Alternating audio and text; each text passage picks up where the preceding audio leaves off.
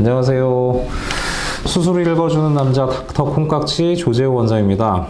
네, 또 여태까지 올린 것들 좀 재밌게 보셨는지 모르겠는데 오늘은 또 다른 주제로 여러분들과 같이 시간을 좀 갖도록 할게요.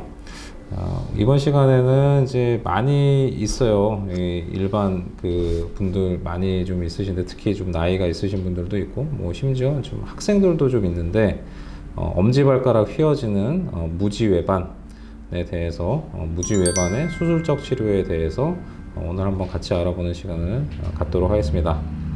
무지외반하면 이제 엄지발가락이 이렇게 바깥쪽으로 이렇게 휘어지는, 그거 이제 생각하시면 되시는데, 처음에는 이제 발가락은 많이 휘어지지 않고 이게 내측에만 좀 튀어나오면서 이제 아파지는 분들이 많으시죠. 처음에는 이제 구두처럼 좀 이렇게 좀 발볼 좁은 신발 좀 신고 좀 오래 활동하니까 이제 이 엄지발가락 안쪽이 좀 빨갛게 좀 부어오르면서 아프다, 이제 그런 식으로 좀 시작을 했다가 나중에 점점 이렇게 발가락이 이렇게 엄지발가락이 이렇게 바깥쪽으로 좀 틀어지면서 변형이 좀 심하게 좀 진행을 하는 경우가 있어요.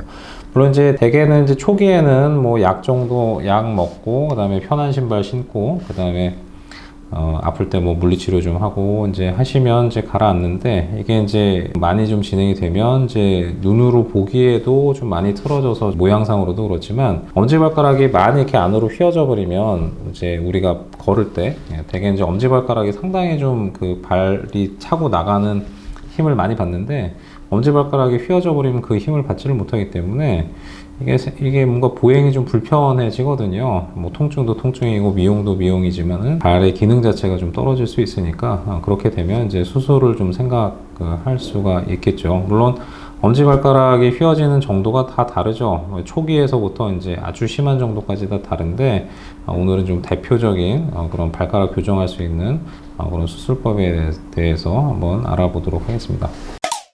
여기 화면을 좀 보시면 상당히 좀 그 발이 좀 많이 좀 휘어 있는 걸 좀 볼 수가 있어요. 오른쪽 엄지발가락인데 안쪽에 특징적으로 이렇게 좀 튀어나온 부분들이 좀 있죠. 이제 여기가 초기에는 그냥 빨개지면서 아프기만 하고 발가락이 이렇게 휘지 않는데 점점 더 발가락이 이런 식으로 이제 좀 휘어져 버리게 됩니다. 그렇게 되면 특징적으로 불편한 게 이제 발볼이 이렇게 넓어져요. 발볼이 넓어지니까 이제 이제 좁은 신발을 신을 수가 없어요. 자꾸 닿으면서 아프니까. 그 다음에 발가락이 점점 휘고, 이게 심해지면 엄지발가락 이렇게 두 번째 발가락 아래로 이렇게 좀 파고들 정도로 좀 심해지게 되죠. 여기도 이제 이런 식으로 되면 요 엄지발가락하고 두 번째 발가락 사이에 이제 여기가 자꾸 좀 닿으니까 이쪽 부분에 자꾸 좀 피부에 이제 못이 좀 생기게 되죠. 굳은 살이 생기면서 이제 요거 자체도 좀 아파질 수가 있고요. 이쪽도 좀 보시면은 마찬가지로 왼쪽이 조금 더 심하신 것 같아요. 같은 분이거든요. 같은 분의 양쪽 발인데, 이제 왼쪽 같은 경우에는 엄지발가락도 바깥쪽으로 이렇게 휘었지만 이렇게 돌아 있어요. 이게 보시면은 약간 내회전이라고 해서 엄지발가락이 안쪽으로 이렇게 돌면서 치우치면서 이런 식으로 바깥쪽으로 이제 회전이 좀 되는데, 요거는 좀 더 많이 좀 진행된 상태죠. 물론 이게 더 심해지면 이제 두 번째 발가락 아래로 이렇게 좀 파고드는 아주 심한 그런 게 되는 거죠. 그래서 마찬가지로 보시면 발볼도 많이 좀 넓어져 있고, 요 발가락이 많이 좀 두 번째 발가락하고 좀 닿여 있는 거를 좀 볼 수가 있어요. 이렇게 되면은 이제 약이나 이제 물리치료, 뭐 보조기 그런 거로 효과가 없고, 이제 계속 좀 불편하고 아프니까 이제 수술적인 치료하게 되죠. 저희가 이제 수술을 할 때는 이제 엑스레이를 좀 보면서 이제 얘기를 좀 하게 됩니다. 여기 보시면 이제 요게 무지외반각이라고 해요. 그래서 요 엄지발가락의 중족골하고 이 끝허리에 발가락 이 이루는 요 관절, 요 간격, 요 각도를 이제 무지외반각이라고 하는데, 이 정도면 중간 이상의, 중등도 이상의 이제 무지외반이죠. 그 다음에 지금 보시면은 요 밑에 요 종자골이 있어요, 두 개가. 요 아까 이제 외반이 좀 심해지면 그 엄지발가락이 내회전 안쪽으로 좀 돌거든요. 바깥쪽으로 틀어지는 거 플러스 안쪽으로, 이게 복합 변형이에요. 단순하게 이게 발가락 자체만 이제 바깥쪽으로 틀어지는 게 아니라 이게 회전을 하기 때문에 좀 3차원적으로 좀 변형이 좀 생기는 거거든요. 종자골도 좀 한쪽으로 좀 많이 좀 치우쳐 있는 그런 것들을 좀 볼 수가 있죠. 왼쪽도 마찬가지로 많이 좀 휘어 있는 상태고요. 여기서 보면은 관절면이 또 안 맞습니다. 이게 뼈 자체가 바깥쪽으로 좀 이렇게 좀 틀어지다 보면 이 관절이 안 맞아요. 다른 뼈들은 보면 이제 관절면이 어느 정도 좀 일정하게 좀 잘 맞아 있는 걸 좀 볼 수가 있거든요. 그래서 엄지발가락이 이런 식으로 바깥쪽으로 틀어지게 되면 여기 보시면 이제 잘 미끄러지게 생겼어요. 이게 볼록하니. 그래서 뭐 관절면 자체도 이제 평평하지 않기 때문에 한번 미끄러지기 시작하면 계속 좀 미끄러지고요.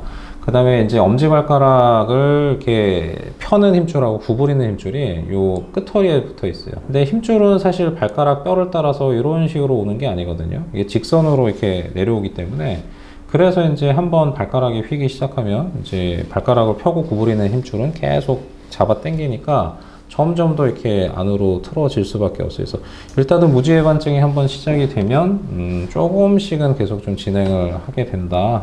이게 이제 중간에 무지해반이 어느 정도 있다가 되게 그냥 자연적으로 멈추는 일은 별로 없고, 그래서 이상하게 옛날보다 조금 더 튀어나오는 것 같고, 이제 발가락이 점점 더 휘어지는 것 같고, 이제 그렇게 좀 돼요. 일단은 이제 이 정도 상태가 되면 이제 보존 쪽으로 안 되니까 수술을 좀 해야 되겠죠.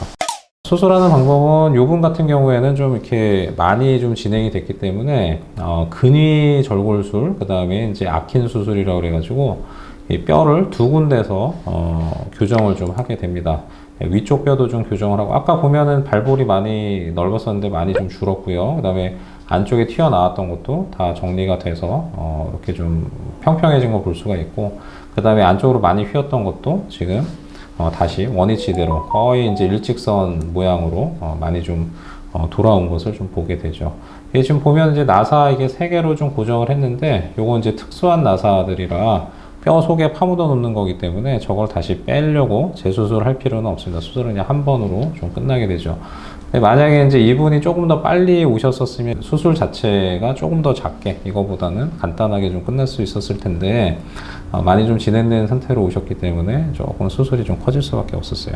어쨌든 간에 이 정도면 상당히 좀 만족스럽게 잘 교정이 좀 된 것 같고, 반대쪽도 마찬가지로 이쪽도 좀 이렇게 교정이 많이 좀 필요했던 상태라서 근위 절골술이라서 위쪽에서 교정을 하면 좀 조금만 교정해도 많이 이 틀어진 거를 잡아줄 수가 있어요. 변형이 심하면 주로 이게 위쪽 레벨에서 뼈를 교정을 해야 됩니다. 그래야지 충분하게 교정을 할 수가 있고, 변형이 심하지 않으면 아래쪽에서만 교정을 해도 교정이 충분히 가능한데, 이분 같은 경우 좀 많이 좀 심했기 때문에 중족골은 이 위쪽에서 교정을 좀 했고, 그 다음에 이제 발가락이 조금 더 정상적으로 돌아오도록 근위지골, 발가락 뼈도 좀 교정을 해서 안쪽으로 좀 돌아올 수 있게 이렇게 좀 만들어졌어요. 보면 관절면도 딱 정확하게 좀 잘 이렇게 맞아 있는 걸 좀 볼 수가 있죠. 아까는 거의 한 이 정도쯤 틀어졌었다고 하면 상당히 좀 많이 좀 교정된 걸 좀 볼 수 있습니다.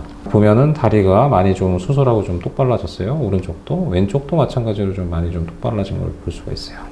이 부분 같은 경우에는 이제 아까보다는 조금 교정 각도가 좀 덜 줘도 괜찮은 그 정도여서 이분 같은 경우에는 이제 아까처럼 이제 위쪽에서 칠 필요 없고 아래쪽에서만 쳐도 어느 정도 좀 교정이 좀 가능한 그런 상태에서 그렇게 수술을 하게 되면 보시다시피 이제 이 아래쪽에서만 교정이 좀 가능하죠. 여기도 이 끝허리 발가락 교정, 요거는 이제 아킨 절골술, 아킨 수술 그렇게 얘기를 하는데, 여기 이제 삼각형 모양으로 뼈를 이렇게 좀 빼내서 짜부라뜨린 다음에 이제 고정을 하게 되면 발가락 뼈 이렇게 됐던 게 이런 식으로 좀 돌아올 수 있으니까 펴지게 되고, 지금 이제 원위 갈매기 절골술 아래쪽에서 그 뼈를 이렇게 V자 모양으로 잘라서 교정을 하게 되면 이렇게 나사 하나만 교정해도 바로 그냥 다음 날부터 발가락 움직여도 되고, 그 다음에 2, 3일 정도 지나면, 물론 약간 특수한 신발이지만 신발 신고 2, 3일 정도 지나면 바로 걸을 수도 있고, 상당히 고정력이 좀 좋기 때문에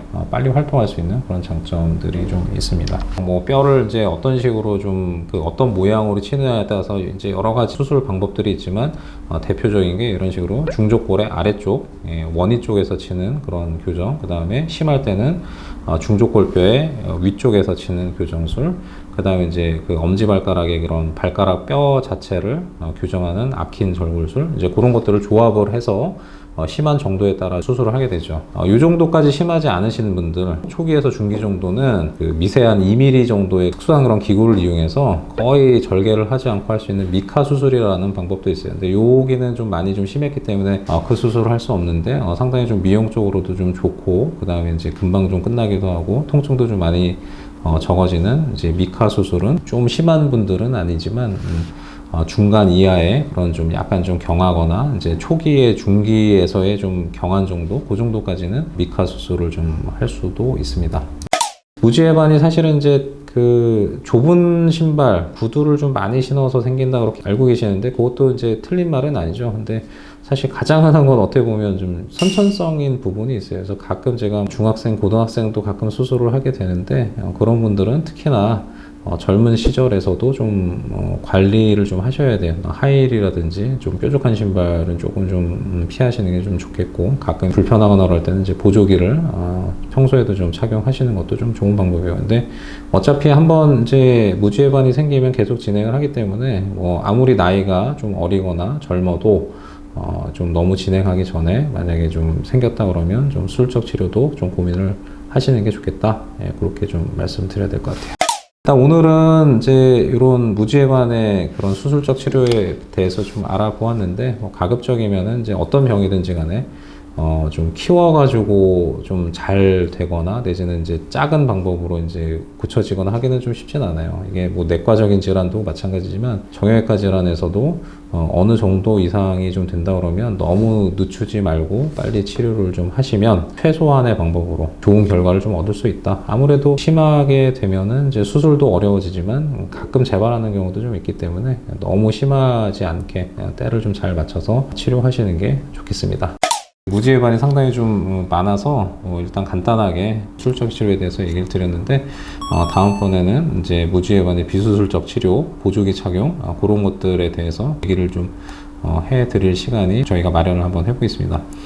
오늘도 좋은 정보의 시간이 되셨다 그러면 자, 좋아요, 구독, 알림 설정 이 세 가지 꼭 부탁드립니다. 감사합니다.